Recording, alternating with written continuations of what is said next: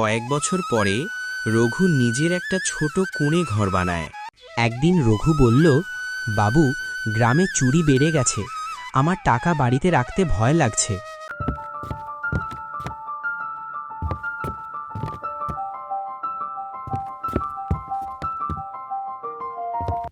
কয়েক বছর পরে রঘুর জমি কেনার ইচ্ছে হলো। সে টাকা ফেরত নিতে গেল। তোমার কাছে কাগজপত্র আছে? রঘু কাঁদতে লাগলো। সে টাকা ফেরত দিল না, উল্টো লোক দিয়ে মারধর করালো। রঘু অসুস্থ হয়ে পড়ল।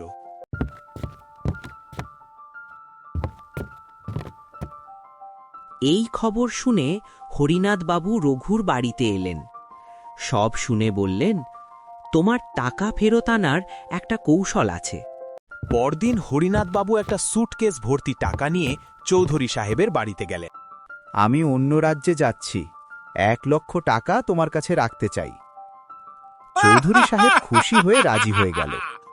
ঠিক তখনই রঘু সেখানে পৌঁছালো।